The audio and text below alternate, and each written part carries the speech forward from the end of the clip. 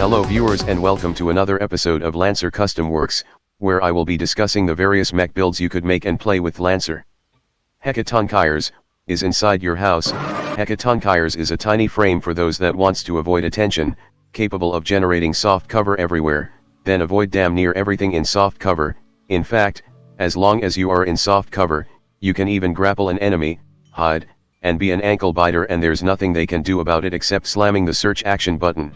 Plus, Hecaton can also make smart weapon capable of targeting invisible enemy just fine within sensor, which can lead to some incredibly funny interaction. Also, I kinda didn't realize this when writing the trash talk video for Hecaton. I was just like, okay, a main and a heavy, nothing out of the ordinary. Then I remember this thing is a size half, and the other size half with the same weapon mount set is a complete psychopath. This gives Hecaton access to super heavy and that should worry your GM. In short, Hecaton is a tiny frame that can hide basically anywhere, is hard to hit even when it can be seen, and can suddenly ambush even larger opponents with a gun the size of a house. As if that wasn't bad enough, Hecaton also has usable sensor range compared to Baylor, and because of its core power, it does kinda want Drone Commander to truly control the battlefield. In short, where the Baylor is a tornado blender that will murder you if you get close, a proper Hecaton is a massive sandstorm that eats people alive. Now, I know some of you will have this question in mind: does Hecaton's trait makes people actually want to make use of Swarm Hive nanites? No, Baylor players usually only get Swarm Hive nanites because they want the Nanobot whip, and that just happens to be a nice bonus. As a size half, Hecaton likes to get close, but doesn't want things to get too close, so this already eliminated a ton of incentives to get Swarm Hive nanites. Also, it's just too short range and Hecaton has 10 sensors, so might as well just pick any other nexus to take advantage of the full range. As for the builds, unsurprisingly, Hecaton is a controller through and through, and primarily enjoy being a striker, though it can work in other roles just fine. Also important to note just how useful Drone Commander talent is for Hecaton, vastly enhancing its control and even support capability. Keep that in mind for just about every build you will see in this video here. Anyway, let's talk about the most common of the Hecaton builds, the Striker Controller. Let's start things off with the main character. Yes, that's what it's called, an incredibly mobile Jägerkust 1 Hecaton that can wall run across the map and either smash things apart with an OP Cal War Pike or cut them down with Nanocomp HMG. SMN lets it survives close contact with larger mech, and with Drone Commander 1, you can order Razor Swarm to get near an enemy before stepping in to stab them, giving them a very hard time in hitting you back. This is in fact one of the primary means for Hecaton to protect itself. Just about any build with DC can use this trick too. Surprisingly, Childlike is another one of the JK1 Hecaton, unsurprising because Hecaton is a size half and can use this to massively boost its mobility, which is helpful because this build also wields a building-sized sword like a maniac. Just call out drones for cover, get free lock-on from held image, and the moment you cut someone, you don't just cut them for big damage, but the drone will also zap them for even more damage. Very painful. The most evil build I have ever encountered is not actually living up to its name because there's far worse build in this episode, but it's still quite devious.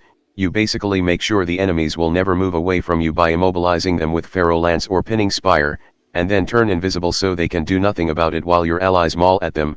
Kai bioplating and a bit agility makes sure the GM will have a hard time searching for you. Shotgun&Head is a Hecaton with a double-barreled anti-mech shotgun. There's no funny trick. You just OC loop and blast people's head off with a full 6d6 plus 4 amount of damage, and enough heat cap to not die, and also use Beckoner to suck in enemies around your drone so you can shoot them. For an even bigger shotgun, there's everything goes dark and you die, the real Five Nights at Freddy's experience. By using lich systems, you make your enemies slower, thus making it easier to concentrate them, while you hide and sneak around the field for a perfect jump scare. Then, with all the soft cover, go into the smoke and start blasting with a DSAS. Warp Hydra is probably the build I should have started off the video with, probably the most normal build of Hecaton there is in this episode. You just send out drones, beckon enemies to pull them close, and then just start smacking at them with thinking tomorrow's thought for a painful whip, or just shoot them. Is it kinda boring after all the crazy shits I have showed? Yes, but this still works. Just don't get too close and remember to hide often. I Am the Swarm is another TTT Hecaton build, one that build like a morning cloak with Nanocomp variable sword to carve up anything it has hacked into, with singularity motivator to run away if you ever get hit, and AMR in case you need ranged AP for some hardened target. Nanite Ninja is a Hecaton with a super stacked Nanocomp Krakatoa, You know what to do with this thing. With flicker field plus soft cover from drones, this thing is practically impossible to be targeted, like a predator with a flamethrower that can disappear into the ether just as quickly as it murdered your entire squad. Very spooky.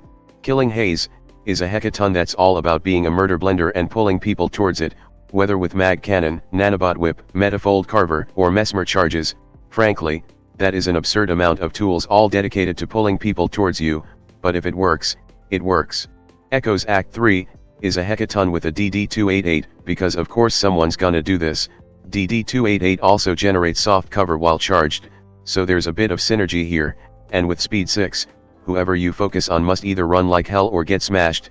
Alternatively, the real star of this build is to use Zheng systems to aid in grappling enemies, then hide, then activate swarm body and slowly grind down your opponent, and there's almost nothing they can do about it. There are only 30 million sand particles in this desert, is an Annihilation Nexus Hecaton instead, apparently. A strange interaction with how Razor Swarm having no size and is instead a Blast 1 zone, make it so that Annihilation Nexus originating from Razor Swarm to be insanely massive. You also have Ferris Lash to throw people into the blender, as if that wasn't enough. Then there's the drones and the bees, a Legion Nexus Hecaton, which I'm really not sure how it is supposed to look like. Is it a guy carrying a bunch more guys? To simply put, you just spam drones everywhere and turn a game of Lancer into turn-based strategy, and then use Drone Commander to make things even worse. This build has Grease Monkey because you will need it for all the limited charges. Flashbang is exactly that, a very annoying Hecaton that lives up to the expectation of being a Duskwing by being incredibly annoying, whether using Burst Launcher or Infiltrator to inflict painful status effects, or Stun Crown and Horo S1 for even more status effects, with Spaceborn and Flicker Field to make this thing too annoying to get hit. It's hell on earth, and this thing is serving it on plates. Maxwell Silver Hammer is a very funny Hecaton in that you just hide in a cloud, and then hit someone hard in the head with a big hammer, giving all the status effects from Infiltrator, then have Veil Rifle fire somewhere and hide in the beam of soft cover. Turns out blunt force trauma works just fine for any situations. Also, you probably have seen enough to know that Infiltrator is another very important skill for Hecaton, making it easier to sneak and have more impact when coming out of the smoke. Needless to say, for most Hecaton build, you will want to have it than not. Finally, there's Nailed in a Nightmare, which is exactly what it said, because you first hammer someone with lock-on from held image, thus knocking them down with Stormbringer, then you nail them in place, preventing them from moving, then put up Razor Swarm, Hive Drone, Wandering Nightmare, and even throw in turret drones for good measure, just to put the pain on your victim. You know, a very normal thing to do instead of just shooting them. And that's all on the Striker Controller Hecaton. Absolute nightmare to deal with. A size half should not have this unreasonable amount of firepower, but it does, and now your enemies will have to deal with it being able to pop out of the goddamn wall all of a sudden. Fun for all GM, and yes, that was practically half of the video. Anyway, let's take a look at the artillery controller builds. Hind-sized Hydra is an absolutely stupid amount of guns on a size half. This little shit is carrying more guns than an Everest, while still being able to carry 3 drones around and nothing else, so, better start shooting. Killer Queen is one of the few Hecaton builds that take advantage of the weird interaction it has with Phase Ready mod, essentially letting it shoot right through walls with smart weapon with no problem. The addition of size half, Infiltrator, and 2 Hive drones, makes it incredibly easy for this Hecaton to hide and make people bite the dust while being completely unaware of their situation. Human Anomaly is a Hecaton with a Nanocomp railgun. This build doesn't have crackshot, but it does have core siphon and kinetic compensator for all the accuracy, plus even more guns, including a prototype, and a Vanguard DSAS, and most important of all, should you find yourself in a bad situation, just heal up by expending core power thanks to universal comp, and if you are lucky, you can do it again. Grey-Tide Rambo is a reliable half Gilgamesh Hecaton, a crackshot with an OP Cal Nanocomp battle rifle that can hide well, move fast, and can occasionally stop bullets in their track, but primarily, it's just a tough nut to crack that can bear punishment like nothing else, a tiny thing that can stand between an army and survive. Dr. Bees is Hecaton that thinks any situation can be improved with a large influx of bees, thanks to a Nanocomp black spot targeting laser, though really, it only affects Ghast Nexus because it's the only drone that will shoot something, but an occasional free lock-on will be very helpful with Drone Commander shenanigans. Also a Ferris Lash to pull your patients into the bees if they are trying to escape, and that's no good. With the more normal builds out of the way, let's talk about some of the super heavy, like this one called Darku's Max Spider, which is apparently a Baku gun, I don't know what that is. Darkoustic, this build uses the Hurricane Cluster Projector, which I think this is the first time this Dustgrave weapon get featured in the series. It's a super heavy with massive AoE and somewhat low damage for a super heavy that is also smart and seeking, which is, I can only say that someone hates Spectre really badly. Just hide, and then surprise people with Grid Square Deleter, and also Agni to rapidly cool down because this thing runs a bit hot. Metal Gear Solid 7, Return of Nikita, is a Childlike Hecaton with Nanocomp Pinyaka. The missile knows where you are at all time. It knows this because you are not dead yet. The gist of the plan is this: fire the missiles onto unsuspecting Grid Square, hide, then when the missile is about to hit, overcharge to use Horo S1 to puppet someone into the zone, then fire the missiles again, directly this time. You can never have enough overkill against a goddamn Mirage. Finally, there's Hikaru Nakamura, a Heatfall OC loop Hecaton with a Nanocomp Cyclone Pulse rifle. Just sit at somewhere far from the front line, let auto cooler cools you down, and keep pumping guided rounds down the valley or whatever, plus 2 sentinel drones to ping pong enemies away. And that's all on the artillery controller Hecaton. This thing is incredibly dangerous with 2 weapon mounts and being very easy to hide, plus access to super heavy, and also being a size half. Any of that combination would have been devastating, and Hecaton got all of that. It's hilarious. Now let's move on to the builds that tries to do some support before moving on to the defender.